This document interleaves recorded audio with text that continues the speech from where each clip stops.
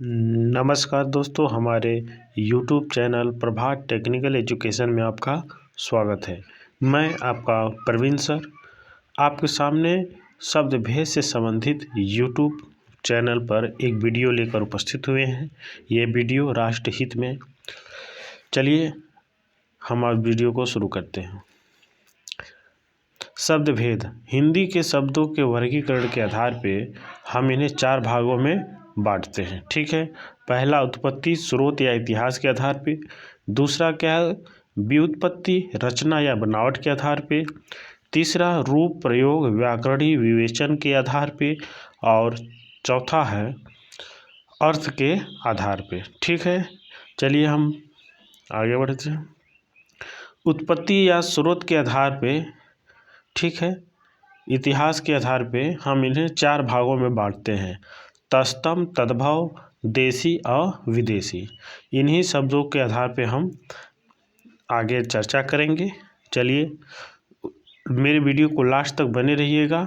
बहुत ही रोचक और बहुत ही आकर्षक शब्दों में हम इसको समझाने वाले हैं। ठीक है।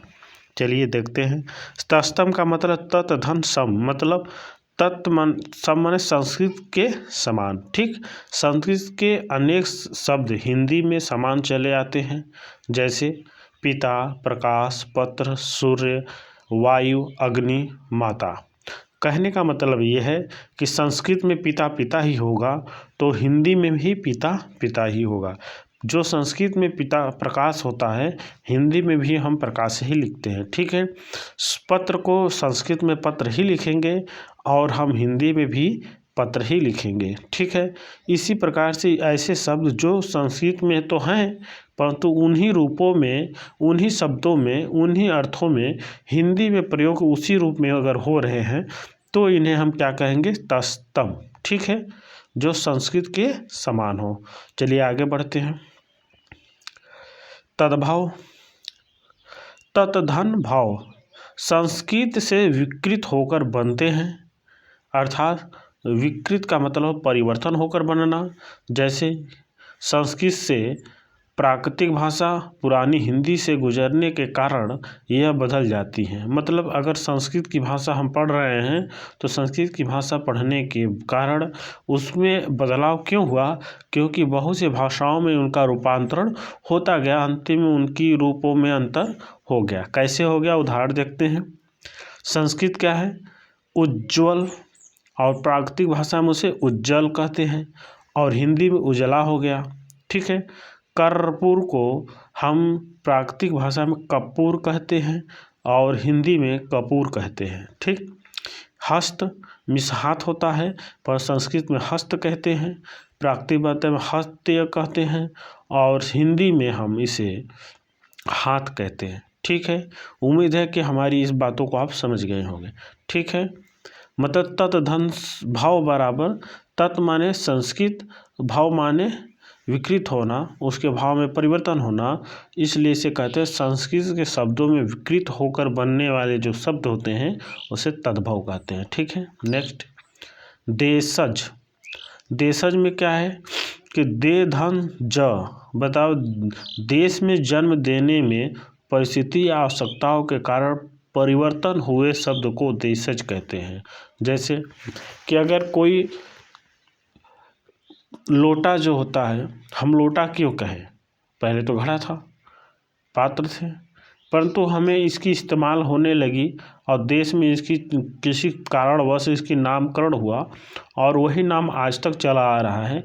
यही वजह है कि इसे हम देशज कहते हैं, अर्थात देश में किसी परिस्थिति या कारण के कारण उत्पन्न हुए शब्दों को हम देशज कहते हैं। ठीक है। उसी देश को कहेंगे। ठीक। जो लोटा हुआ, पगड़ी हुआ, थैला हुआ, गड़बड़, टांग, ठेठ आदि जितने शब्द होते हैं ये सब क्या हैं, देशज हैं, अपने देश में ही उत्पन्न हुए हैं। ठीक। और उसके बाद विदेशी जो शब्द होते हैं क्या होते हैं, विदेश धन ज बराबर विदेश। ठीक। विदेश में जन्म, विदेशी मूल पर परस्पर संपर्क के कारण प्रचलित हुआ शब्द विदेश कहा जाता है। ठीक। या विदेशी कहा जाता है। ठीक। जैसे कि अगर हमारे यहाँ हिंदू प्रथा थी तो आर्डर या कंपनी जैसे शब्द नहीं थे। परंतु यह शब्द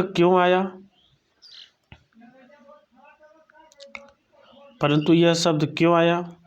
क्योंकि बाहरी विदेशों के भारत में आने की वजह से भारत में इन्हीं शब्दों का प्रचलन धीरे धीरे लोग सुनते गए, उनसे आकर्षित हुए और आगे बढ़ती गई और ये शब्द हमारी हिंदी भाषा में मिल गई। ठीक है दोस्तों, आगे है रचना। दूसरा है रचना बनावट के आधार पे यह 3 प्रकार के होते हैं। ठीक है, क्या? रूढ़ और यौगिक। ठीक है, रूढ़ क्या होता है? जिस शब्द का सार्थक खंडन ना हो सके उसे रूढ़ शब्द कहते हैं। जैसे मौलिक या अयौगिक शब्द भी क्या होते हैं? रूढ़ शब्द होते हैं। ठीक है, जैसे चावल, घर, दिन, मुंह, घोड़ा आदि। ठीक है, इन सब का हम सार्थक खंडन नहीं कर सकते हैं। ठीक है, अगर चावल का सार्थक खंडन करेंगे तो क्या होगा? जैसे देख लीजिए,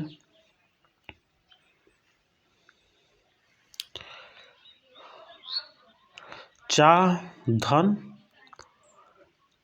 वल, इसका हम क्या मतलब निकालेंगे?